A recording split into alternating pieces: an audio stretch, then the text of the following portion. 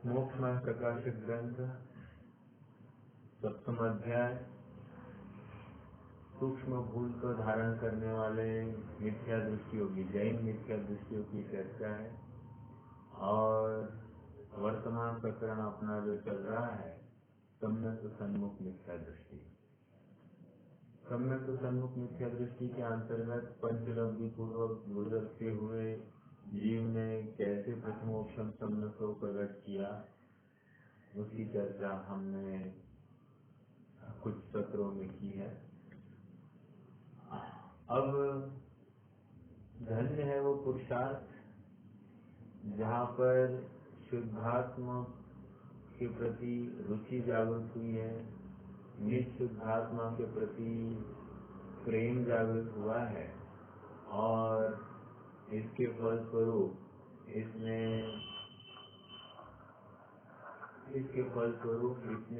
जितने भी बहिरंग उलझने के साधन हैं उन सब साधनों को त्याग दिया है।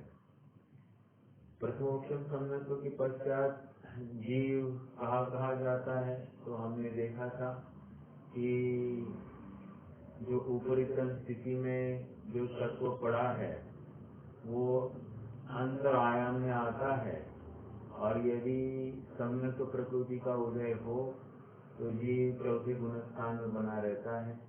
यदि सम्यक मिथ्या तो प्रकृति का उदय होवे तो जीव तीसरे गुण स्थान को प्राप्त होता है और यदि मिथ्या तो प्रकृति का ही उदय आ जाए तो जीव प्रथम गुण स्थान को प्राप्त होता है।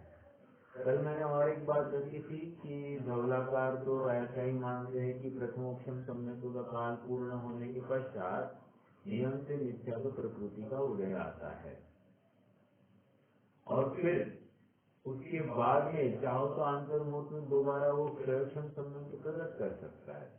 फिर जब सम्यक हो जाएगा अंतर्मुख में तो उसको क्षयक्षम सम्यक हो जाएगा, लेकिन पहले मिथ्यात्व में आना ही पड़ेगा। और एक बात समझना कि जब मिथ्यात्व प्रकृति सम्यक दृष्टि हुआ उसके बाद में मिथ्यात्व प्रकृति का उदय आया तो जीव मिथ्या दृष्टि हो जाता है तो उसको बंध कितना होगा। जैसे मिथ्या दृष्टि को पहले होता था वैसे का वैसा अभी भी हो रहा है, मतलब कर्मों की स्थिति कोड़ा कोड़ी में ही हो जाएगी।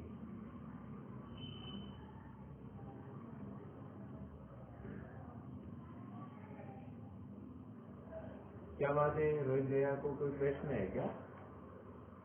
हाँ, मैं वही पूछना था दूसरा गुणस्थान अनंतान होने की पहले वैज्ञानिक बात होगा ना। हाँ ऐसा है। दूसरे गुण स्थान की प्राप्ति के लिए व्यवस्था ऐसी है कि प्रथमोक्षम सम्यक्त्व का काल या उपशम सम्यक्त्व का काल पूरा नहीं हुआ है और वहाँ पर अवली 6 अवली मतलब एक अवली और एक समय से लेकर 6 अवली तक के काल के बीच में कोई भी काल हो उतने काल के अंदर यदि अनंतानुबंधी का उदय आ जाए, अनंतानुबंधी में से किसी एक का उदय आ जाए तो वो जीव दूसरे साधारण सम्यक्त्व नामक गुणस्थान को प्राप्त होगा। मतलब क्या अभी वर्तमान में अनंतानुबंधी का क्या हो रहा है प्रथमोक्षम सम्यक्त्व के काल में, तो कह रहे हैं कि उसका हो रहा है अप्रशस्त उपशम। अप्रशस्त उपशम मतलब क्या, तो कहते हैं कि अप्रशस्त उपशम मतलब और कुछ नहीं, सत्ता में तो अभी दर्शन होने का तो ज्ञात तैयार हो गया है तो वहाँ पर अंतर खड़ा हुआ है, लेकिन चारित्र मोह की प्रकृतियों में क्या होता है कि चारित्र मोह का कोई अंतर नहीं होता है, अभी वर्तमान में अंतर नहीं होता है। मतलब अभी सत्ता में चारित्र मोह संबंधी निषेध पड़े रह सकते हैं, कोई प्रॉब्लम नहीं। हाँ इतना होता है कि जीव के अत्यंत विशुद्ध परिणाम के बल पर या आत्म सन्मुख परिणाम के बल पर ये हो रहा है कि अब जब उदय काल आ जाता है उस निषेध का चारित्र मोहनियों के तो अनंतानुबंधी का सिवुक संक्रमण हो जाता है, अर्थात उदय में जैसे आने को हो गई वो प्रत्याख्यान अप्रत्याख्यान और संकलन रूप कन्वर्ट हो जाती है। इसी को अपन एक अपेक्षा से यहाँ पर गुण संक्रमण ऐसा अगर लगाना चाहे तो लगा सकते, लेकिन इन्होंने तो कह दिया कि गुण संक्रमण आगे होता है, तो अपन नहीं आएगा क्योंकि तीनों जो नहीं उस समय में प्रथमोक्षम का काल चल रहा है, तो दर्शन मोह के पूरे तत्व को उपशमित किया है और वो प्रशस्त उपशम है। तो उपशमित करने की वजह से क्या हुआ कि उसको नीचे की आने की कोई व्यवस्था ही नहीं रखी है। तो ये बात तो दर्शन मोह संबंधी हो गई, लेकिन अनंतानुबंधी का ऐसा नहीं न किया जा सकता।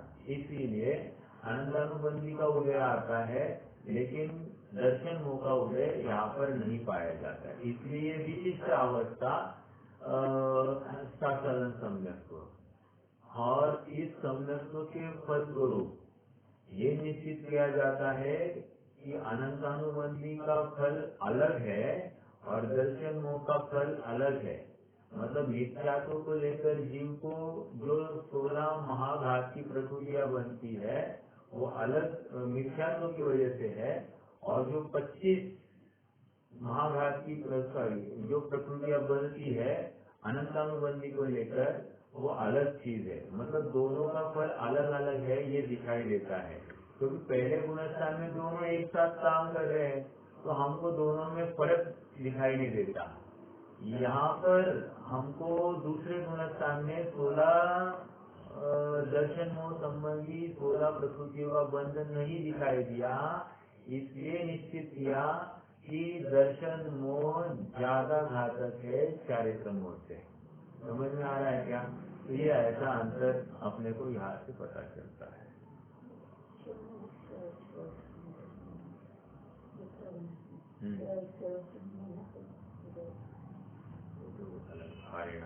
वो तो प्रश्न जो है उसके आंसर बात चलिए, बात क्लियर है, आगे बढ़ना है आगे।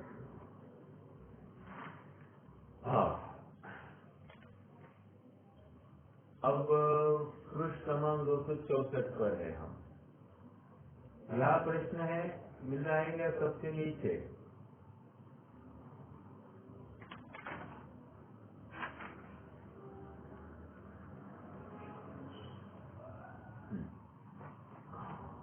क्या कहना था मुझे? ठीक है, हो गया। यहाँ प्रश्न है कि परीक्षा करके तत्व श्रद्धान किया था, उसका अभाव कैसे हो? समझ में आया क्या? वो कह रहे हम भी इतनी सब चेकिंग करके कोई चीज लेते हैं, अब उस वो चीज जो हमने चेक करके ली थी, अच्छे से परीक्षा करने की प्रोसेस समझ ली थी, वैसी परीक्षा की और फिर वो कोई वस्तु ली, तो हम अब उस चीज को कैसे भूल सकते हैं? तो बहुत बार होता है। देखिए, आज मान लीजिए हम कोई व्यंजन बनाना हमको आता है, ठीक है, लेकिन बहुत दिन हमने वैसा अभ्यास नहीं रखा, तो हो सकता है कि कालांतर में हम वो व्यंजन बनाने की प्रक्रिया ही भूल जाते हैं। जैसे उसमें घी का प्रमाण क्या हो, या फिर आटे का प्रमाण, या पानी का प्रमाण, या शक्कर का प्रमाण कैसे होना चाहिए, हम भूल जाते हैं। या वो चाशनी के समझो शक्कर डालनी है तो उसकी चाशनी कैसी होगी, आदि आदि आदि। तो अपने आप में हर एक की अपनी एक प्रक्रिया है, प्रोसेस है, तो प्रोसेस कालांतर में हम भूल सकते हैं। तो ये कारण हो सकता है कि हमने बहुत दिन प्रैक्टिस नहीं की, अभ्यास नहीं किया, स्मरण नहीं किया, तो हम ये परीक्षा जो की थी अभी उसका अभाव हो जाता है। एक बात। दूसरी बात कहते हैं कि कर्म का उदय ही आ जाए तो भूल जाएगा, कर्म का उदय ही आ जाए। देखो, कर्म को बलवान करके कथन किया है, कर्म के उदय में ये भूल सकता है, ऐसी भी बात हो सकती है। ठीक है, तो ऐसे 3 केसेस यहाँ पर खड़े कर रहे हैं, हम एक एक केस यहाँ से देखते हैं। प्रश्न क्या है?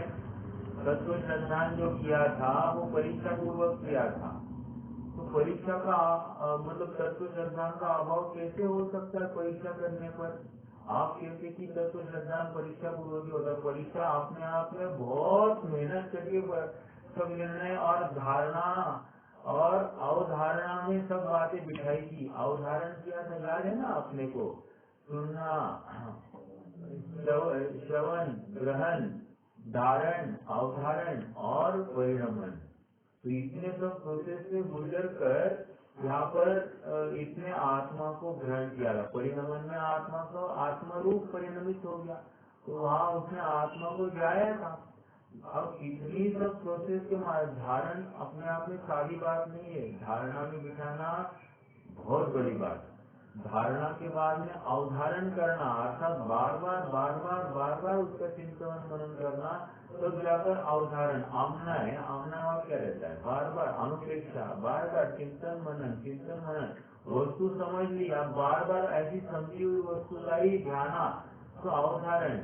और फिर परिणमन में जो वस्तु ध्याई थी, समझी थी, उसके साथ में अपने परिणामों को तद्रूप करना, ये परिणमन हो गया। तो ये तो बहुत संस्कारित किया होगा हमने आत्मा को, तभी तो जाकर ये सब हुआ है। अब प्रश्न ये है कि कैसे छूट जाता है, कैसे छूट जाता है? तो उसका समाधान यहाँ पर दे रहे हैं। जैसे किसी पुरुष को शिक्षा दी, क्या शिक्षा दी? कोई भी लौकिक चीज की, उसकी परीक्षा द्वारा उसे ऐसा ही है, ऐसी प्रतीति भी आई थी। मतलब हमने जो शिक्षा दी, देखो बहुत बार होता है।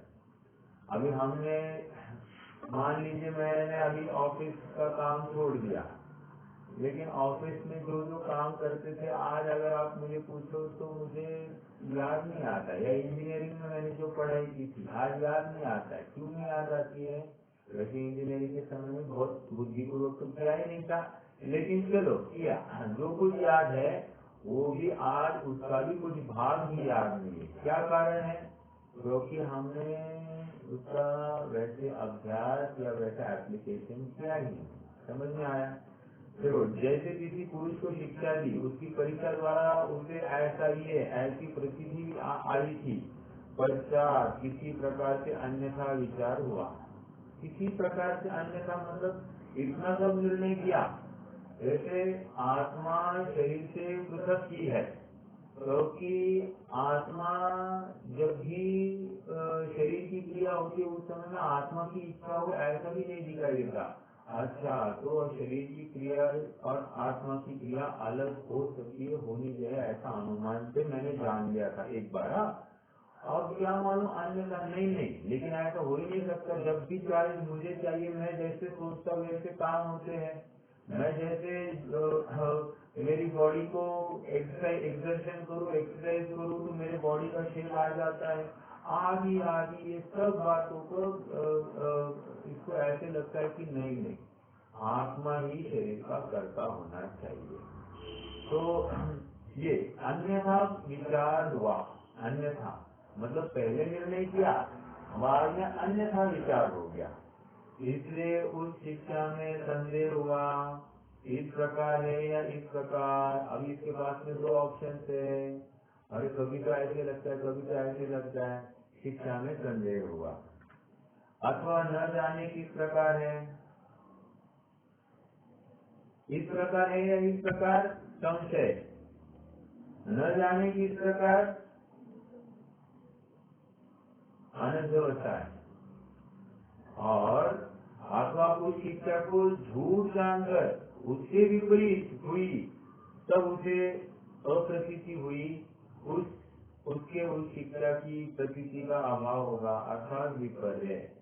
संशय, विभ्रम, मोह, त्याग आप और लख लीजिए। यहाँ पर संशय, अनव्यवस्था और विपर्य, इनमें से कुछ भी हो सकता है। जरूरी नहीं है कि संशय मात्र संशय हो, जरूरी नहीं है विपरीत भी हो सकता है, या अनव्यवस्था है, अनिर्णयात्मक अवस्था, ऐसा हो सकता है।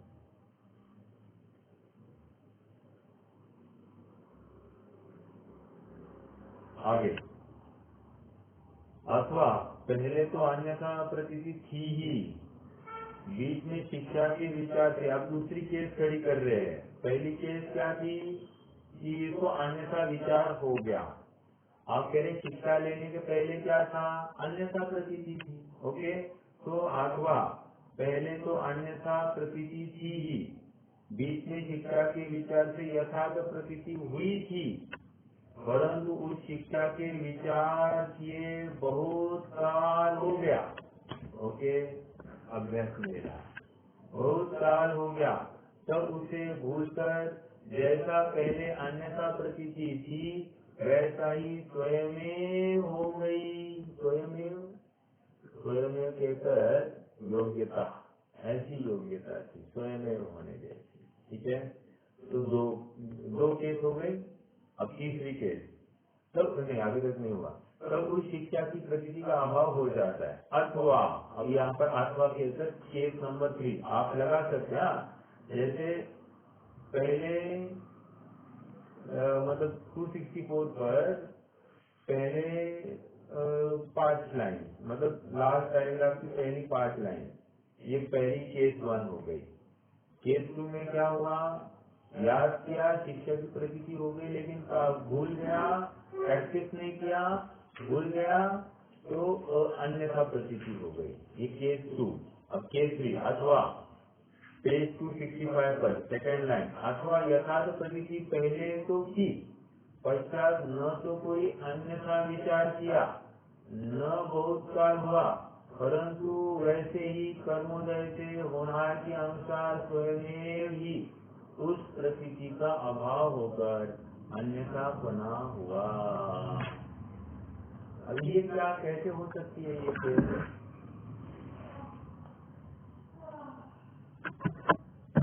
बोलिए एग्जाम्पल किसी को।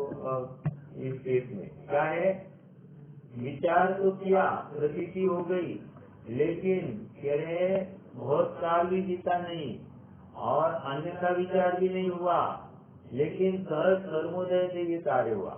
हालांकि तीनों केसेस में कर्मोदय ही निमित्त तो वहाँ पर है ही, लेकिन यहाँ पर कर्मोदय तो कर्ता के रूप में पेश किया जा रहा है। कोई विचार कर सकता है?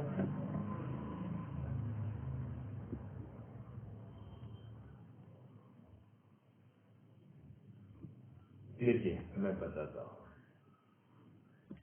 मान लीजिए कोई वो जीव कोमा में गया, एक्सीडेंट हो गया, सर पे गिर गया, कोमा में गया। अब कोमा में जाने के बाद में क्या होगा, बस खत्म हो गया, संस्कार गया, समझ में आया। ऐसा हो सकता है, या बुद्धि भ्रंश हो गई, हो सकता है, तो गया उसका आप गया, अन्यथा प्रतीति नहीं की, लेकिन ऐसा संभव है। वास्तविक का असंतुलन हो गया, बुद्धि भ्रंश खत्म, तो ऐसे हो सकता है। आप तो अभी कह रहे थे भैया सम्यक दृष्टि के सम्यक दृष्टि भगवती नियतम ज्ञान वैराग्य शक्ति, ये तो कह दिया, लेकिन बहुत पुण्यशाली होता है ऐसा आप ही कहते जा रहे हो। साता का ही बहुत अनुभाग है, असाता का अनुभाग ही नहीं है। ऐसा होते हुए भी किसी का ऐसा तीव्र उदय है कि उसने इतने जोर से झापड़ मार दी तो सब इसकी मेहनत चौपट हो सकती है, ऐसा हो सकता है। तो फिर प्रश्न खड़ा होता है, फिर पुरुषार्थ क्या क्यों करें, कर्म के उदय से होने वाला है। अपने हाथ में करने योग्य तो यही है ना, कर्म की राह कब तक देखते बैठेंगे, और नहीं आया कर्म तो क्या करेंगे, तो होनहार मानेंगे क्या, या दुखों को भोगेंगे। तो हम जो कर सकते वो तो करें, फिर जैसी योग्यता है वैसे स्वीकार करें। ठीक है, देखो फिर से पढ़ता हूँ। अथवा यथार्थ प्रतीति पहले तो की, पश्चात न तो कोई अन्यथा विचार किया, न बहुत काल हुआ, परंतु वैसे ही कर्मोदय से होनहार अनुसार स्वयं ही उस प्रतीति का अभाव होकर अन्यथा बना हुआ। ऐसे अनेक प्रकार से उस शिक्षा की यथार्थ प्रतीति का अभाव होता है। उसी प्रकार 3 केसेस हो गई। उसी प्रकार जीव को जिनदेव का तत्वादि रूप उपदेश हुआ। अभी ये एग्जाम्पल दिया था। अब यहाँ पर सिद्धांत में घटित कर रहे हैं। पहला क्या था उदाहरण कि संशय विपर्य अनद्यवता है, इनके माध्यम से उसको संशय हुआ। देखो अभी वो पहली केस को यहाँ पर बता रहे।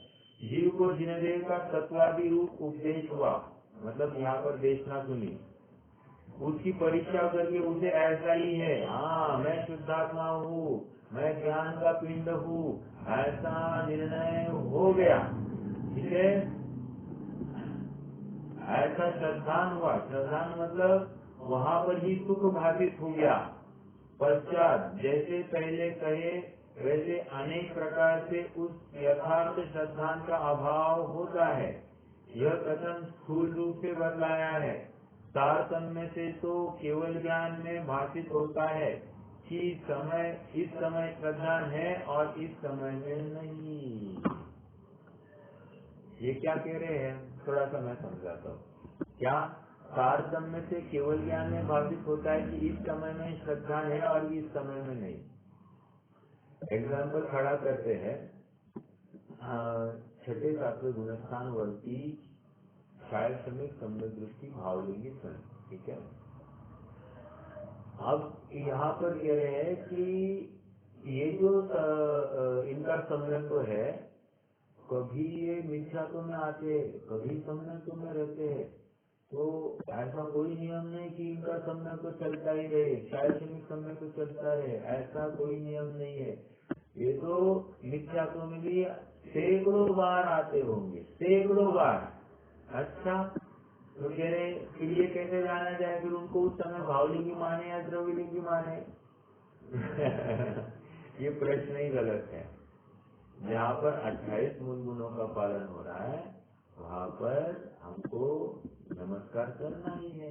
उनको फिर बाकी उनकी पूज्यता वहाँ से देखी जा रही है। हाँ, फिर यहाँ पर द्रव्यलिंगी है, उसको अपन ऐसा नमस्कार कर सकते हैं। हाँ, क्या प्रॉब्लम है? कोई प्रॉब्लम नहीं है। ठीक है, हमको परीक्षा के लिए बहिरंग ही व्यवस्था का अवलंबन है। अंतरंग व्यवस्था न हम देख सकते, न वो जीव स्वयं समझ सकता है। जीव भी नहीं समझ पा रहा है कि मैं अभी वर्तमान में मिथ्या दृष्टि हूँ या मैं सम्यक दृष्टि हूँ। समझ में आया? इसलिए ये इम्पोर्टेंट पॉइंट है, देखो नोट करना इस बात को। क्या तारतम्य का निश्चय क्या गया ऊपर है क्या? हाँ, ऐसा श्रद्धा पश्चात जैसे पहले कहे थे वैसे अनेक प्रकार से यथार्थ श्रद्धा का अभाव होता है। यह कथन स्थूल रूप से बदलाया। तारतम्य से तो केवल ज्ञान में भाषित होता है कि इस समय श्रद्धा है और इस समय में नहीं। ये क्या डिराइव हो रहा है इसमें? इस समय में श्रद्धा है और इस समय में श्रद्धा नहीं है, इसमें से क्या डिराइव हो रहा है? अपनी बहुत वहाँ वो हुई है इस बिंदु के ऊपर, इसलिए मैं आपसे पूछ रहा हूँ।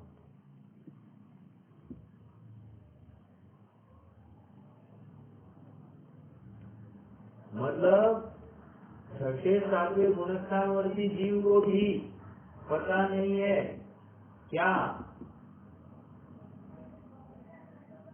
कि मैं मिथ्या दृष्टि हूँ या मैं सम्यक दृष्टि, अभी मिथ्या दृष्टि हूँ या अभी सम्यक दृष्टि हूँ, ऐसा उस जीव को भी पता नहीं है।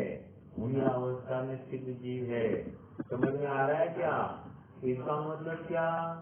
चौथे वाले को कहाँ से पता चलेगा जब छठे वाले को नहीं हो रहा है? तो ये चौथे वाले की बात कहाँ से लाई? समझ में आया? तो कोई ये प्रश्न खड़ा करता है, आप सम्यक दृष्टि हो या मिथ्या दृष्टि हो? फालतू प्रश्न है कि नहीं? फालतू प्रश्न है। तो फिर ये तो केवल ज्ञान गोचर प्रकरण है। अगर कोई स्वयं दावा करे हाँ मैं सम्यक दृष्टि हूँ, मुझे इस दिन मैं ये फला फला तिथि को फला फला शाम की बेला में मुझे बहुत आनंद की रोमांच आ गया और मैं सम्यक दृष्टि हो गया और ये मैं नाचते नाचते आगे निकल गया, तो ऐसा नहीं होता है। ठीक है, ये सब भाव वो नहीं जाता है ना कि 6 महीने के अंदर उसको अनुभव करना ही पड़ेगा, तो वो मिथ्या दृष्टि हो जाएगा। बराबर। तो वो कथन का कैसा है? हाँ, ऐसा है, आपके क्वेश्चन को थोड़ा सा रिफॉर्म करो। ऐसा है कि चौथे गुणस्थान वर्ती के कषाय वासना काल 6 माह कहा गया है। देखो अभी टेक्निकल वर्ड यूज करना है अपने को। कषाय वासना काल 6 महीना कहा है। कषाय वासना काल मतलब कषाय बनी रहेगी, अर्थात वहाँ पर उसको शुद्धोपयोग नहीं होगा, तो कह रहे मैक्सिमम 6 महीना है। मैक्सिमम 6 महीने के अंदर अंदर उसको मतलब शुद्धोपयोग एक बार तो होगा ही होगा। कोई भी जीव हो, नारकी हो, देव हो, तिर्यंक हो, मनुष्य तो हो ही, कोई प्रॉब्लम नहीं। तो कह रहे कि इनमें से कोई भी जीव हो, चतुर्थ गुणस्थान वर्ती, इनका कषाय वासना काल 6 माह का है।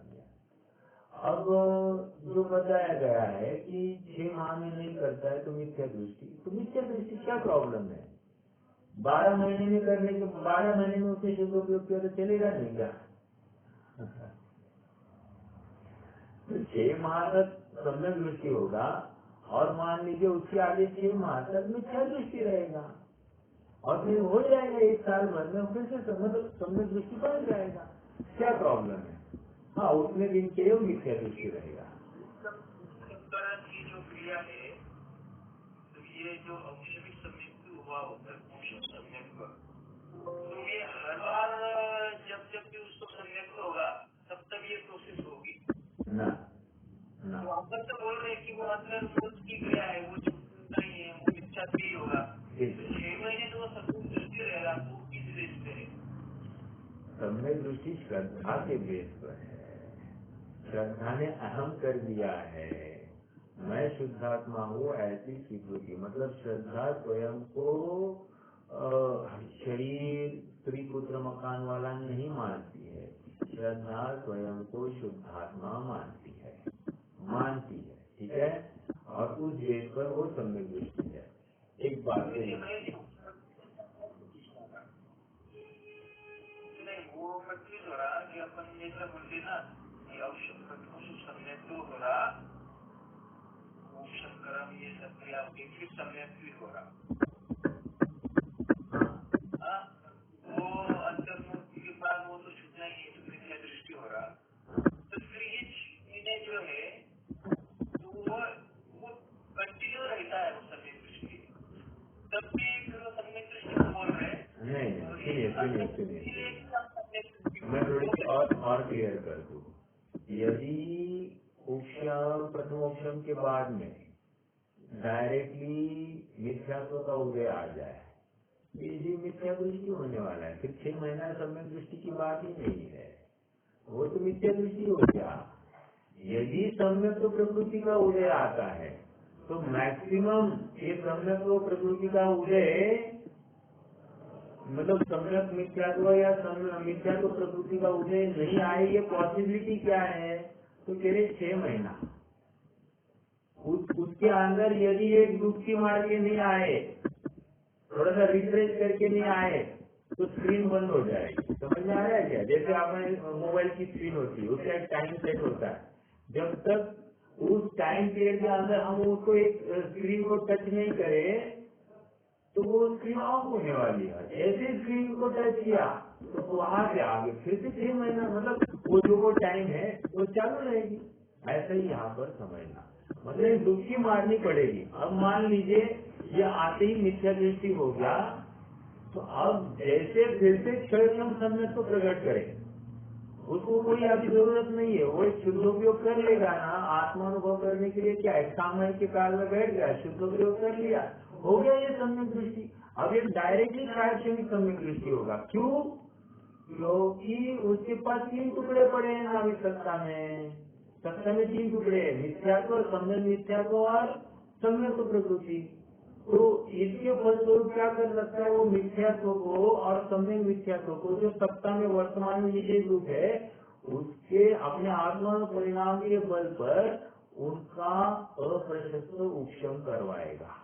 अप्रशस्त उपशम, जैसा अनंतानुबंधी का अप्रशस्त उपशम हो रहा था ना, अब यहाँ पर दर्शन मोहनीय का अप्रशस्त उपशम होगा, अब उपशम नहीं होगा, अप्रशस्त उपशम होगा, और इसको लेकर सम्यक रूप सब आ रही है, तो ये आप सम्यक में बेटर है, कोई प्रॉब्लम नहीं है। तो ऐसा अब यहाँ से लेकर 6 माह तक यदि मिथ्यात्व का उदय नहीं आता है तो 6 माह तक ये सम्यक दृष्टि बना रहेगा, ये समझना है।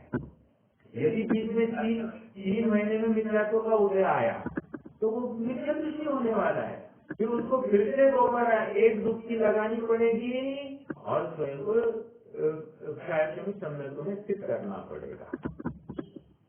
जब चाहे कहा से कर सकता है, ठीक है। वो 6 महीने हम जो बोलते हैं 6 महीने मुझको सम्यक प्रकृति का उदय रहता ही है, रह सकता है, मैक्सिमम की बात चली है वो। ये जब भी रहेगा वो सम्यक प्रकृति का उदय रहेगा ही। हाँ, जब तक प्रायश्चित सम्यक दृष्टि है तब तक उसको सम्यक प्रकृति का उदय चल रहा है, ये निश्चित है, ठीक है। और सम्यक प्रकृति है तो दर्शन मोहनीय का टुकड़ा, वो तो दर्शन मोहनीय की जाति की है, ऐसा होते हुए भी उसमें इतनी ताकत नहीं है कि वो जीव को मिथ्या दृष्टि कर दे या जीव को विपरीत श्रद्धान कराए, इतना सामर्थ्य उस सम्यक प्रकृति में नहीं है तो वो विपरीत ही काम कराने वाली, विकार ही उत्पन्न करती है, मलिनता ही लाती है सम्यक में। ऐसा होते हुए भी उसमें इतना सामर्थ्य नहीं है तो जीव को पूर्णतया विकारी कर दे, ठीक है। ओके,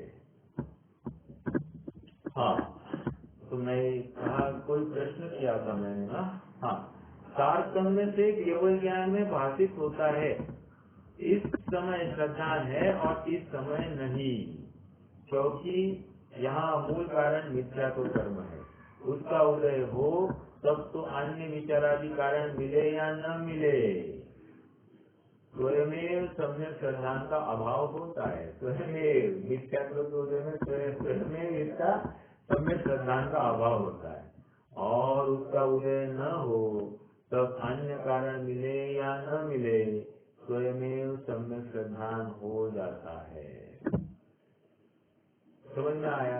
अर्थात मिथ्यात्व का उदय यहाँ कर्म की मुख्यता को लेकर कथन किया जा रहा है, ओके।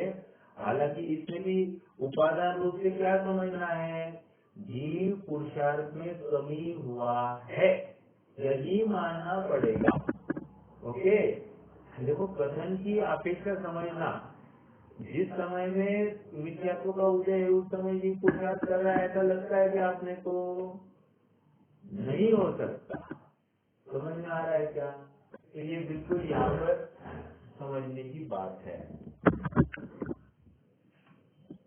आगे बढ़ते हैं। तो ऐसी अंतरंग समय समय संबंधी सूक्ष्म दशा का जानना छद्मस्तु का नहीं होता। अंडरलाइन दिस अगेन, मतलब अभी छीना माही आग माही, छीना माही पानी माही, जैसे लोहार की संडासी है, लोहार है ना, लोहार वो क्या करता है, वो सोने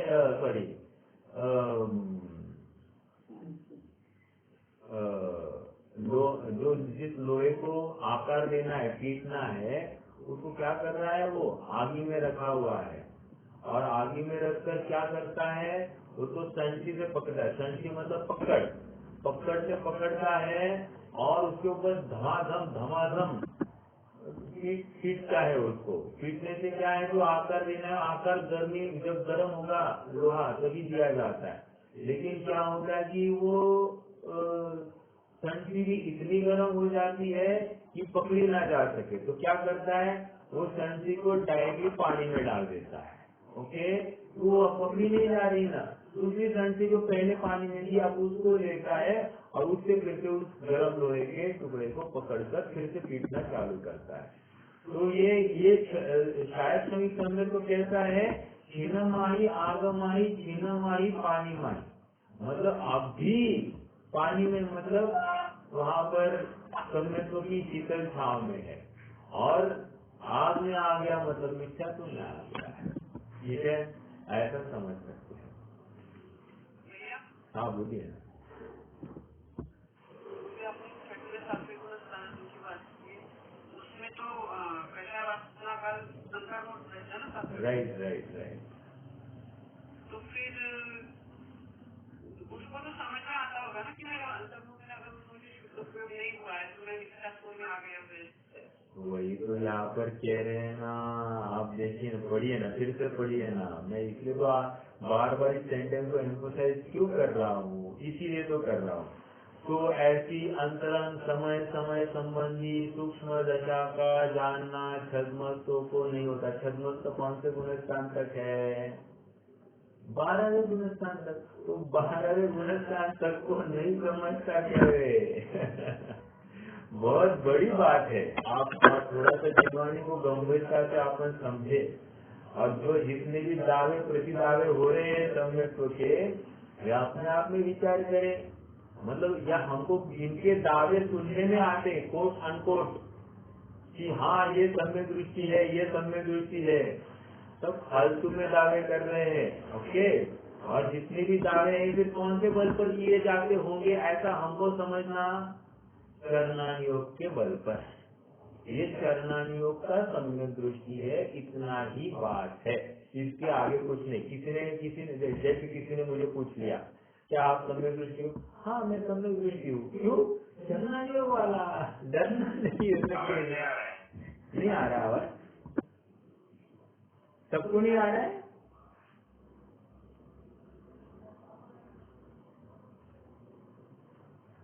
आवाज आ रही क्या मेरी?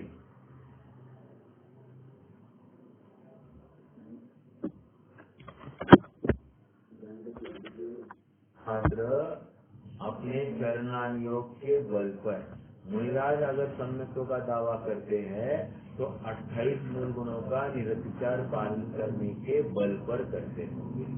हम चतुर्थ गुणस्थान वाले अगर कोई करते हैं तो हमारा 8 मूल गुण और सप्त व्यसन का त्याग, इसके बल पर हम अपना दावा कर सकते हैं।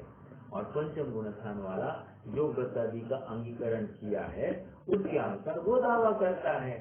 दावा करने में विरोध नहीं, लेकिन वो चरणानुयोग बेस्ड है, ये हमको समझना चाहिए। और वहाँ पर अतिचार नहीं चलेंगे, ये भी पक्की बात है।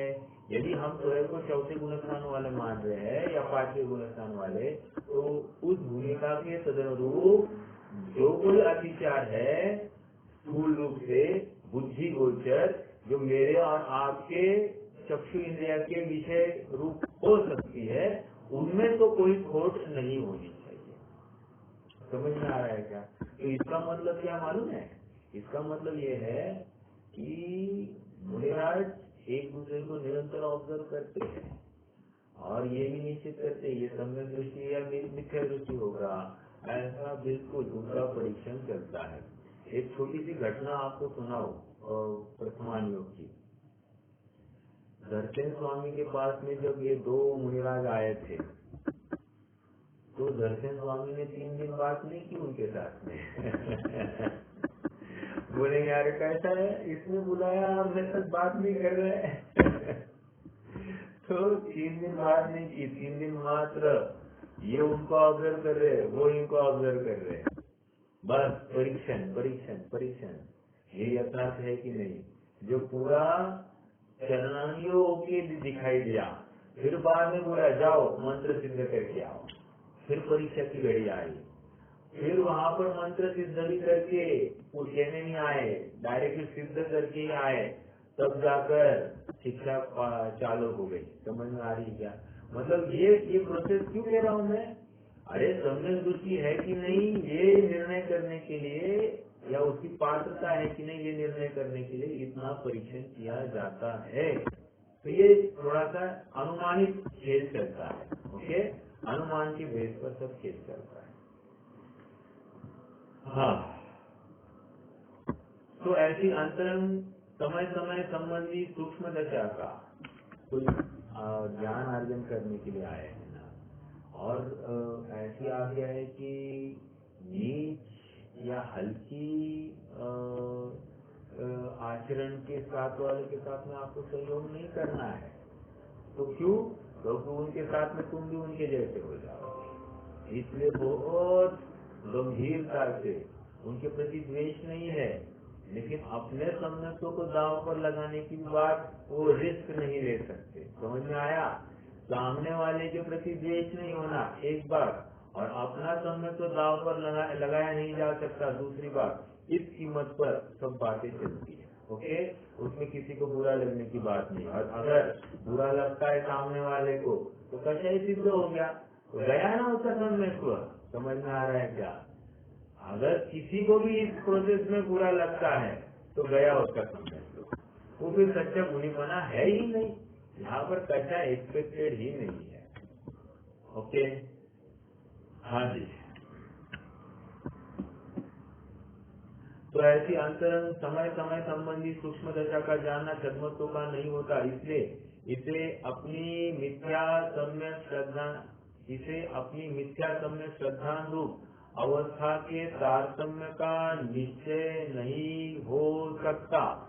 केवल ज्ञान में बार बार इम्फसाइज कर रहे, केवल ज्ञान में बाधित होता है। इस अपेक्षा गुणस्थानों का पलटना शास्त्र में कहा है। देखिए, मुझे आज भी वो घटना याद आती है और मुझे उस घटना का बहुत शल्य है अपने इसमें, क्योंकि सामने वाले वक्ता ने थोड़ा सा मुझे अपमानित किया था। मुझे उनके प्रति द्वेष नहीं है, लेकिन खेद है मुझे अंदर में कि इतना बड़ा वक्ता और टोडरमल जी को जिसने सभा में पढ़ाया है, वो वक्ता भी इस बात को समझ नहीं पाया है और बहुत बड़ा करनानियों के वक्ता है। तो ऐसा हो सकता है, किसी को नाम लेने की बात नहीं, लेकिन किसी को ऐसा पक्ष हो सकता है, मुझे विरोध नहीं। और सुनिए, वो दावा करते हैं हम सम्यक दृष्टि है, और कहाँ खाना खाते मालूम है? देवलाली में, जहाँ कॉमन जो है ना सबके लिए, नॉट इवन व्रतियों की जगह पर, जहाँ पर कॉमन चौका चलता है, वहाँ पर भोजन करते हैं वे विद्वान और दावा करते सम्यक्त्व का। आप मुझे बताइए, कहाँ पंचलब्धि में विशुद्धि की बात कहाँ करे? समझ में आ रहा है क्या? ये छोटी छोटी बातें होती, हम फटाफट पकड़ ले सामने वाला कितने पानी में है। मुझे किसी का विरोध नहीं करना, किसी की निंदा नहीं करनी है, लेकिन मैं आपको एक एग्जाम्पल दे रहा हूँ कि हम पकड़े कि ये यथार्थ क्रिया होगी या अयथार्थ क्रिया होगी। और इसमें और एक बात समझना, दूसरे के दुर्गुण या दूसरे की कमी ढूंढने के लिए नहीं, या उसकी निंदा करने के लिए नहीं, हमें ऐसी गलती नहीं हो इसके लिए एक बात, और हमारा मोक्ष मार्ग कैसा हो सकता है इसका निर्णय करने के लिए दो बातें। जिनागम अनुसार अपनी सब क्रियाएं होनी चाहिए, अपना मोक्ष मार्ग जिनागम अनुसार होना चाहिए। किसी कोई गलत क्रिया का आलम्बन करने वाले के अनुसार नहीं होना चाहिए। वो भी तो करते, वो करते तो भी क्या सृष्टि हो गए। समझ में आ रहा है क्या? इतना इजी है। अगर मैं गलत बात करता हूँ, मैं आपको एक अच्छा उदाहरण देता हूँ। देखो, मैं कहीं गया था नागपुर में, और उस समय में हुआ ऐसे कि मैं मौन रखकर भोजन करता था, तो और फिर ज्यादा देर जिनके घर जाता तो ज्यादा देर वहाँ पर रुकने का अवसर नहीं होता था, और सामने वाला बोलना चाहता था, मतलब जो कोई डिस्कशन है ऑन डाइनिंग टेबल करे, ऐसा उसको लगता था। तो उसने मुझे एक बात कही कि डॉक्टर साहब भी बोलते हैं भोजन करते समय। तो मैंने कहा, वो बोलते हैं इसका मतलब मुझे बोलना चाहिए, ये कहाँ का नियम लाया? वो होंगे बड़े विद्वान, लेकिन जो जिनागम सम्मत है उसके अनुसार हमको चलना है। हम डॉक्टर साहब के अनुसार थोड़ी चले, और उन्होंने थोड़ी कहा है कि बोलना ही चाहिए। वो उनकी पुरुषार्थ की कमी होगी, तो इसका मतलब हमको बोलना चाहिए, ये काय का न्याय लाया। देखो, ये एक बात है।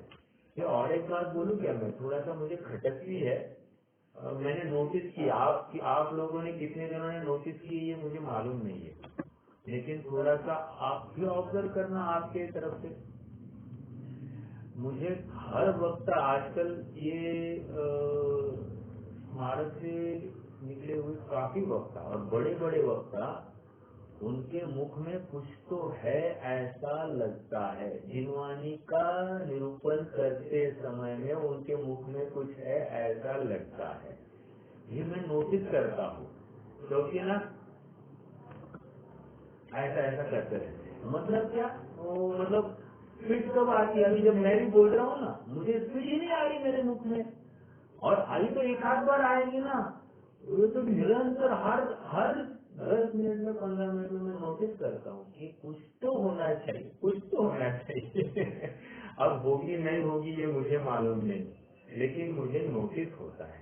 अब देखो, इतनी सी क्रिया के बिना ये ऑब्जर्वेशन है, मेरा ऑब्जर्वेशन है, और मैंने अपना ऑब्जर्वेशन शेयर किया। इतनी ऑब्जर्वेशन से हमको सामने वाले का निर्णय करके आना चाहिए। समझ में आ रहा है क्या? क्या मालूम क्या हो सकता है, क्या मालूम क्या हो सकता है। जिनवाने पर बैठकर ऐसा कर रहे नहीं संभव, लेकिन दिखाई तो दे रहा है। कैसे? अभी जो आंखों से दिखाई दे रहा है उसका विश्वास भी नहीं रखे, ये अपनी अभ्यास की कमी दिखाएगा। तो ये मुझे नोटिस हो रहा है, आप भी देखना मुझे क्या है। ठीक है, तो चलिए, मतलब मेरी तो ये कहने की बात है कि ऐसा ऑब्जर्वेशन अपना चले जैसे। और बताओ सर। अभी हाँ ये बोलिए। किया था, हाँ मतलब वही चर्चा विषय में था, तो आपको पूछना था। हाँ हमने तो ऐसा ऑब्जर्व किया है कि बहुत से विद्वानों का पूरे प्रसाद में बहुत कम दिखते हैं, हाँ इसमें ज्यादा फोकस है। हाँ। तो ये एक्चुअली क्यों है ऐसा? मतलब ऐसा क्या हो सकता है ये रीजन? सर कहो क्या भैया, पूजन ये प्रसाद। तो पर्सनल, तो ये तो होना है, पर लेकिन ऐसा कुछ है क्या ऐसा? नहीं ऐसा ऐसा ऑब्जर्व किया? नहीं नहीं नहीं नहीं, ऐसा कोई प्रॉब्लम की बात नहीं है। पूजन प्रक्षाल में आया तो बड़ा धर्मात्मा हुआ, पूजन प्रक्षाल में नहीं आया तो छोटा धर्मात्मा है, या फिर उल्ट बाइस से वर्षा, ये बात नहीं। जहाँ पर विपरागता का पोषण होता हुआ भाषित हो, अपने परिणामों में विशुद्धता बढ़ती हुई दिखाई दे, वो कार्य जीव को करना चाहिए। ये बेसिक नियम है। आप थोड़ा सा एक थीम पकड़ के चलिए। विपरागता का पोषण जहाँ पर होना चाहिए वो कार्य होना चाहिए। फिर आप कुछ भी करो, कुछ भी करो, फिर आप स्वाध्याय में मतलब आप स्वाध्याय सभा में मत आओ, आप पूजन प्रचार में भी न मत आओ, आप दिन भर मात्र घर में बैठकर स्वाध्याय करते बैठो तो भी ये कार्य हो सकता है। ओके, मात्र एक दिन दर्शन कर दिया और आ गए, यहाँ पर अपना स्वाध्याय निरंतर चालू रहा। बस इससे अपने कषाय की मंदता होगी, हम लौकिक कार्य में नहीं उलझे, ये हमको इतना देखना चाहिए। और जब कषाय के प्रसंग आते हैं तो हम स्वयं को कितने काबू में रखते हैं, हम अपने परिणामों को टटोले, तो इसके ऊपर से हम अभ्यास कर सकते हैं अपने स्वयं का। ठीक है, और महत्वपूर्ण बात, मुझे दूसरों का अभ्यास नहीं करना। दूसरा सहज मेरे ज्ञान का गेय बन गया तो हो गया, नहीं हुआ तो नहीं हुआ, ऐसे। ठीक है, तो पूजन प्रज्ञा का ऐसा कोई ये नहीं होना चाहिए। वो तो क्या है, देखिए मैं आपको बताता हूँ। हमको स्टार्टिंग से थोड़े से संस्कार मेरी पूजन प्रज्ञा के होंगे, और उसमें हमारा ये अभिप्राय की बात है, पकड़ना। अभिप्राय में उसके प्रति एक सॉफ्ट कॉर्नर है। स्वाध्याय ठीक है, लेकिन पूजन प्रसाद इज इक्वली इम्पोर्टेंट, ऐसा हमने धारणा में बिठा दिया है। और वो धारणा की बात है, तो इसलिए हमको ये नहीं करता हुआ कोई दिखाई दे तो अरे थोड़ा सा कम विद्वान है, ऐसा लगता है। ठीक है, तो वो कोई बड़ी बात नहीं है।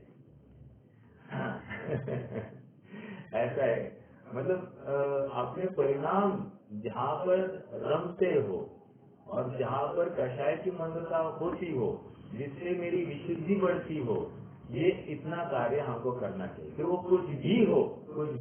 ओके, अभी मान लीजिए पूजन प्रचार कर रहे हैं, वहाँ पर भाव भाषण हो रहा है हमको एक एक शब्द का, then it is adding value. यदि शब्दों का भाव भाषण नहीं हो, उस संगीत का भाव भाषण हो रहा है। अगेन, शब्दों का भाव भाषण नहीं होकर उस संगीत का भाव भाषण हो रहा है, तो क्या है ये? मेरे कर्णेंद्रिय के विषयों का पोषण हो रहा है, और हमको भ्रम हो जाता है, मंद कषाय हुई है, हमको भ्रम हो जाता है कि हमारा बहुत अच्छी विशुद्धि हुई है, नहीं हुई है। तो ये पकड़ने की बात है, हम स्वयं को आजमाए इन सब प्रकरणों में, ठीक है। कठोर बातें भी है, गंभीर चिंतन की भी बातें है, कहीं न कहीं हमको विचार करना चाहिए। आइए आगे बढ़ते हैं। इस प्रकार जो सम्यक्त्व से भ्रष्ट हो उसे सारी मिथ्या दृष्टि कहते हैं। क्या कहा? इस प्रकार सम्यक्त्व, ये हो गया ना ऊपर का पढ़कर, हाँ? तो ऐसी अंतरंग समय, हाँ, इस अपेक्षा से गुणस्थानों का पलटना शास्त्र में कहा, बराबर। आगे इस प्रकार मिल रहा है क्या? 265 बीचों-बीच। इस प्रकार जो सम्यक्त्व से भ्रष्ट हो उसे सारी मिथ्या दृष्टि कहते हैं। उसके भी पुनः सम्यक्त्व की प्राप्ति में पूर्वोक्त 5 लब्धियां होती है। विशेष इतना है कि यहाँ किसी जीव के दर्शनों की 3 प्रकृतियों की सत्ता होती है, तो तीनों का उपशम करके प्रथमोक्षम सम्यक्ति होता है, अथवा किसी के सम्यक्त्व होने का उदय होता है तो 2 प्रकृतियों का उदय नहीं होता, वह क्षायक्षम सम्यक दृष्टि होता है। उसके गुण श्रेणी आदि क्रिया नहीं होती है तथा अनिवृत्तिकरण नहीं होता, तथा किसी को मिश्र होने का उदय आता है, 2 प्रकृतियों का उदय नहीं होता, वह मिश्र गुणस्थान को प्राप्त होता है, उसके करण नहीं होते। इस प्रकार सारी मिथ्या दृष्टि के मिथ्या को छूटने पर दशा होती है। शायद सम्यक्त्व को वेदक सम्यक दृष्टि ही प्राप्त करता है। अंडरलाइन दिस, शायद सम्यक्त्व को वेदक सम्यक दृष्टि ही प्राप्त करता है। वेदक सम्यक दृष्टि मतलब शायद क्षमिक सम्यक दृष्टि, वेदक सम्यक दृष्टि मतलब शायद क्षमिक सम्यक दृष्टि, इसलिए उसका कथन यहाँ नहीं किया। इस प्रकार सारी मिथ्या दृष्टि को जघन्य तो मध्यम अंतर्मूर्त मात्र, उत्कृष्ट किंचित न्यून अर्धपुद्गल परावर्तन मात्र काल जानना। एक बात और है, मैं इस पैराग्राफ पर अभी अपन चर्चा करेंगे। देखो यहाँ पर क्या कह रहे हैं, मान लीजिए अभी प्रथमोक्षम हो गया, मिथ्यात्व में आया, तो कह रहे कि मिथ्यात्व में आया मतलब क्या? अभी सत्ता में कितने टुकड़े पड़े? दर्शन हो गए, 3 टुकड़े पड़े, तो ये 3 के 3 ही बने रहे, ऐसा कितना काल व्यतीत होना चाहिए? कह रहे हैं असंख्यात काल बीत जाए, ये 3 अलग अलग ही बने रहेंगे, इनमें नो बॉन्डिंग, कोई ऐसा बॉन्डिंग नहीं होगा, लेकिन असंख्यात काल बीत जाए, अर्थात वेदक काल बीत जाए। वेदक काल मतलब वेदक सम्यक को होने योग्य काल, वेदक सम्यक को मतलब शायक्षमिक सम्यक को प्रकट करने योग्य काल बीत जाए, इसको कहते हैं वेदक काल बीत जाए। तो वेदक काल बीतने के बाद में होता क्या है? अब ये सम्यक प्रकृति सम्यक मिथ्यात्व रूप उद्वेलित हो जाती है। सम्यक मिथ्यात्व सम्यक प्रकृति रूप उद्वेलित मिथ्यात्व प्रकृति रूप उद्वेलित हो जाती है। तो क्या हुआ? जो 3 भागे थे, ऐसे 3 थे, मिथ्यात्व, सम्यक मिथ्यात्व और सम्यक प्रकृति, अब इनका फिर से इंटरमेशिंग चालू हो जाता है। ये जो इंटरमेशिंग चालू हो गया मतलब क्या? वे एक हो गए हैं, ठीक है। कब एक हो गए? वेदक काल के बाद में, तब तक अर्थात असंख्यात काल तक 3 टुकड़े बने रहेंगे, अर्थात तब तक तो पॉसिबिलिटी क्या है? तब तक तो पॉसिबिलिटी ये है कि यदि उस जीव उतने काल में, वेदक काल जब तक है उतने काल में जब भी प्रयास करेगा वो क्षयक्षम सम्यक्त्व ही प्रकट करेगा। फिर उस जीव को त्रिकरण परिणाम या पंचलब्धि पूर्वक आत्मानुभव या प्रथमोक्षम करने का जरूरत नहीं होगी। वो तो नॉर्मल अपना सम्यक्त्व प्रकट कर लेगा, क्षयक्षम सम्यक्त्व। ओके, अब मान लीजिए वेदक काल बीत गया, असंख्यात वर्ष बीत गए, अब क्या होगा? अब कह रहे हैं कि ये सम्यक्त्व प्रकृति कन्वर्ट हो गई सम्यक मिथ्यात्व। देखो, सम्यक्त्व प्रकृति डायरेक्ट मिथ्यात्व रूप कन्वर्ट नहीं होती है, ये प्रोसेस समझना। सम्यक्त्व प्रकृति पहले सम्यक मिथ्यात्व रूप कन्वर्ट हो जाएगी। अब क्या हो गया? सम्यक मिथ्यात्व का तत्व खत्म हो गया। अब इस अवस्था में है ये जीव, क्या सम्यक्त्व का तत्व खत्म और सम्यक मिथ्यात्व रूप हो गया है वो तत्व। अब जीव के पास क्या क्या है? मिथ्यात्व प्रकृति, सम्यक मिथ्यात्व प्रकृति और बाकी चारित्र मोक्षी जिसमें का क्या है? अनंतानुबंधी चार। अपन तो अभी यहाँ पर सम्यक्त्व की बात कर रहे हैं ना, तो अपन इन 7 की चर्चा करें तो 7 में से सम्यक्त्व का टुकड़ा नहीं है, तो बचे कितने? 6। अब 6 है 6। इस समय में यदि ये जीव पुरुषार्थ करना चाहे तो फिर इसको कौन सा सम्यक्त्व होगा? प्रथमोक्षम सम्यक्त्व होगा या क्षयक्षमिक सम्यक्त्व होगा? ये चर्चा यहाँ पर नहीं है, इसलिए मैंने बार को उठा रहा हूँ इसको।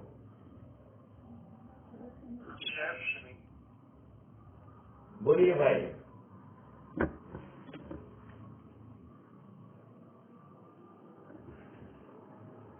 देखो, मैंने तो केस क्वेश्चन ही पूछा है ऐसा कि वेदक काल बीत गया, वेदक काल बीत गया, उसके बाद में ये सम्यक्त्व प्रवृत्ति क्या कहा बदली?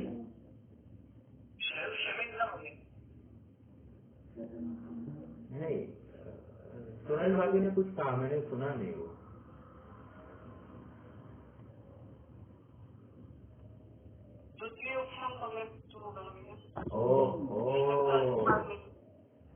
आपने तो बहुत आगे चले गए। नहीं नहीं नहीं, ये द्वितीयोक्षम नहीं, ये फिर से प्रथमोक्षम होने वाला है। द्वितीयोक्षम तो अलग चीज है ना, द्वितीयोक्षम नहीं होगा। हाँ, देखो देखो, तो अभी 6 प्रकृतियों का उपशम करके ये प्रथमोक्षम सम्यक को करेगा। ओके, सबसे पहले बार अनादि मिथ्या दृष्टि ने कितने प्रकृतियों का उपशम किया था? 5 प्रकृतियों का, राइट। अब मान लीजिए, मैं थोड़ा सा और एक केस खड़ी करता हूँ। मान लीजिए वेदक काल खत्म हुआ है, वेदक काल खत्म हुआ है और सत्ता में क्या है? दर्शन के 3 टुकड़े और अनंतानुबंधी 4। तो मेरा प्रश्न है कि अब वो कितने प्रकृतियों का उपशम करेगा या क्षयक्षम करेगा या क्या करेगा? उसको सम्यक को प्रकट करना है तो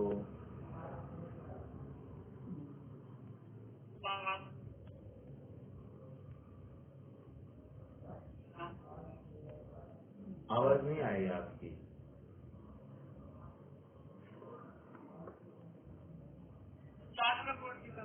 हाँ, 7 प्रकृतियों क्या करेगा? उपशम करेगा। उपशम अर्थात यहाँ फिर से प्रथमोक्षम सम्यक जीव को होने वाला है। अब मैंने 2 केसेस खड़ी की है, एक 7 प्रकृतियों का उपशम करके प्रथमोक्षम, एक है 6 प्रकृतियों का उपशम करके प्रथमोक्षम और अनादि मिथ्या दृष्टि को 5 प्रकृतियों का उपशम करके प्रथमोक्षम।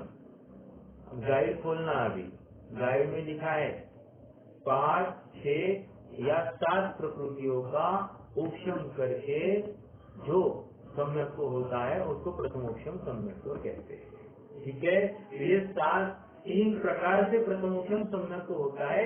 ये कौन से अवस्था में होता है इसका ज्ञान हमने किया। देखो, ये प्रकरण धौला में आया था और पंडित साहब के पास में धौला नहीं था, घोमटसार था और घोमटसार में 7 प्रकृतियों का उपशम और 5 प्रकृति का उपशम, इतना ही प्रकरण आया है। उनको 6 प्रकृतियों का उपशम की बात ही उन्होंने की नहीं है, और इस पॉइंट को लेकर जो मित्र पक्ष है वो पंडित जी का खंडन करते हैं। समझ में आया? तो मैंने जानबूझ के ये बात आपके सामने रखी। ओके, अब इस पैराग्राफ को फिर से एक बार पढ़ेंगे, लेकिन पढ़ने से पहले और एक प्रश्न है मेरा आप सबसे। यदि प्रथमोक्षम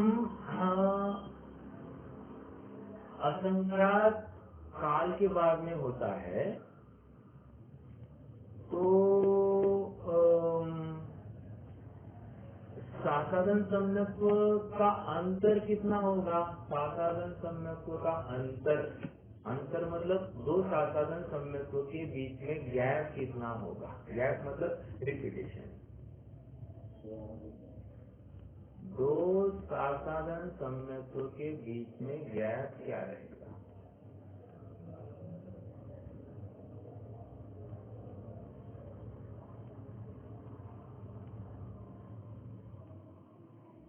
कोई बता सकता है? आज प्रिया भाभी नहीं है क्या? चलो,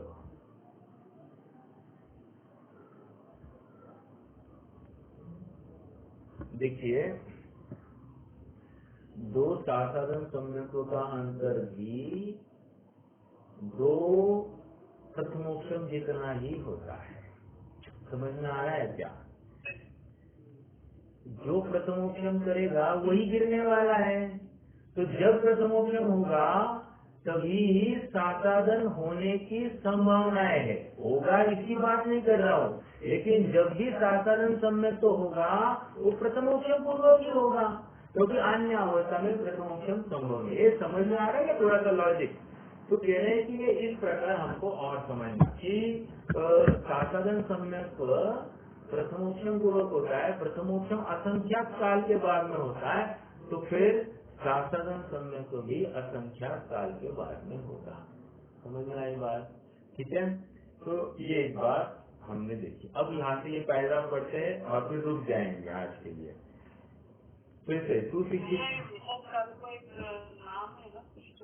प्रायोग्य वेदक काल, प्रायोग्य वेदक काल कहते हैं, उसी को वेदक काल को कोई प्रॉब्लम नहीं। ठीक है, इस प्रकार जो सम्यक्त्व से भ्रष्ट हो उसे सादी मिथ्या दृष्टि कहते हैं। ओके, सादी स अधिक आदि, आदि से जिसका मिथ्यात्व आदि सहित है। अनादि मिथ्या दृष्टि जिसका मिथ्यात्व की आदि ही नहीं है, अनादि मिथ्या दृष्टि। यहाँ पर क्या करें? सादी मिथ्या दृष्टि कहते हैं। उसके भी पुनः सम्यक्त्व की प्राप्ति में पूर्वोक्त 5 लब्धियां होती है। ओके, तब वो वेदक काल बीत जाने के बाद में। विशेष इतना है कि यहाँ किसी जीव के दर्शन मुख की 3 प्रकृतियों की सत्ता होती है। 3 प्रकृति मतलब 7 प्रकृतियों का उपशम करके बात कर रहे, तो तीनों का उपशम करके प्रथमोक्षम सम्यक्त्व होता है। ओके, अथवा किसी के सम्यक्त्व होने का उदय आता है। 2 प्रकृतियों का उदय नहीं होता, अंडरलाइन दिस, 2 प्रकृतियों का उदय नहीं होता, वह क्षयक्षम सम्यक्त्व होता है। मतलब यहाँ पर जिसके सम्यक्त्व प्रकृति का उदय है तो उस समय में सम्यक मिथ्यात्व और मिथ्यात्व का उदय नहीं है। उदय नहीं मतलब उदयाभावी क्षय, उदयाभावी क्षय, किसी को उदय सदावस्था रूप उपशम और चीनी देश घाती स्पर्धकों का उदय, उसको लेकर यहाँ पर क्या होगा? क्षयक्षम सम्यक। उसके गुण श्रेणी आदि क्रिया नहीं होती तथा अनिवृत्तिकरण नहीं होता, तथा किसी को मिश्रम होने का उदय आता है। मिश्रम होने मतलब सम्यक मिथ्यात्व प्रकृति का उदय आया। 2 प्रकृतियों का उदय नहीं है। कौन सी? मिथ्यात्व प्रकृति और सम्यक प्रकृति। वह मिश्र गुणस्थान को प्राप्त होता है, तीसरा गुणस्थान, उसके करण नहीं होते।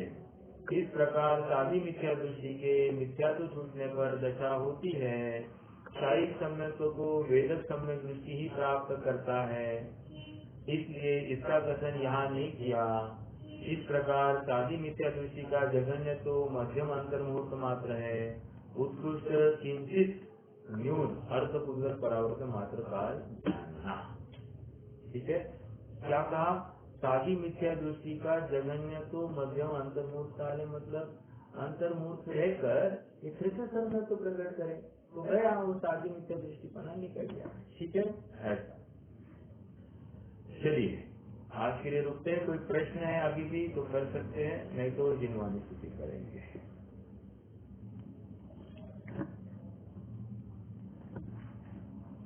भाई ये ऊपर के पैराग्राफ में यहाँ लिखा है ना, तो इसी अंतरम समय समय संबंधित सूक्ष्म दशा का जानना मतलब को नहीं लिखा है। हाँ, वैसे वो किसी के अवधि ज्ञान में भी वो नहीं आ सकता है। अवधि ज्ञान जानेगा लेकिन अवधि ज्ञान टाइम पास करता बैठेगा क्या? मेरा आपसे प्रश्न है। देखो सीधी सी बात है, एक एग्जांपल लेते हैं अपन कि मेरा आज बाजार का दिन है, आज धमाधम ग्राहक के सामने, अब मैं सामने वाले के पास में कितना गिराई हो रहा है नहीं हो रहा है ये देखते बैठूंगा क्या? मेरे पास है ताकत उसका सब इंफॉर्मेशन लेने की, लेकिन मैं मेरा ग्राहक देखूं या सामने वाले को देखूं, तो लॉजिकली नहीं है। मतलब संभावना बहुत। देखो ये भावलिंगी टाइम पास नहीं करेंगे, यहाँ पर भी उनको बोझा दिखाई देगा। अरे कहा मैं पर को जानने में अपना उपयोग खपा रहा। ओके, हाँ, कोई विशिष्ट जैसे आचार्य है, आचार्य ये थोड़ा बहुत जानते हैं, निमित्त के माध्यम से ऐसा वो जान सकते हैं कि ये हो सकता है या होगा, क्योंकि कर्म की वहाँ पर भी देखो, अभी आपको जानकारी के लिए बताऊं, आचार्य सम्यक तो भी वो उपशम या क्षयक्षम ही जान सकते, क्षय नहीं जान सकते, ऐसी बात है। जबकि उल्टे लगनी चाहिए आपने को, वो तो क्षय को जान, मतलब शायद सम्यक दृष्टि है कि नहीं ये फटाफट जानना चाहिए, क्योंकि कर्म की सत्ता नहीं दिखाई देगी तो नहीं जानेंगे। लेकिन कथन ऐसे ही आया है जिनागम में, वे औक्षमिक सम्यक दृष्टि है या क्षायक्षमिक सम्यक दृष्टि ये जान सकते हैं इस प्रकार से। ठीक है, तो ये अवधि ज्ञान की बात में हाँ आता है कि वो जान सकते हैं। देखो अवधि ज्ञान ने क्या क्या जाना, अवधि ज्ञान ने तो विक्रिया रिद्धि का धारी है, विक्रिया है किसी को, वो भी अवधि ज्ञान जान रहा है, ऐसा हो सकता है। ठीक है, तो विशेष बात है ये कि दूसरे की कोई रिद्धि है, अर्थात शरीर की अवस्था ऐसी बन सकती है, ये अवधि ज्ञान जान रहा है, विशेष बात। ठीक है, तो ये कर्म को भी जान सकता है, कोई विरोध नहीं है, लेकिन पॉसिबिलिटी बहुत रेयर है ये कहना है। चलिए, हाँ, निज निधि निज में बताई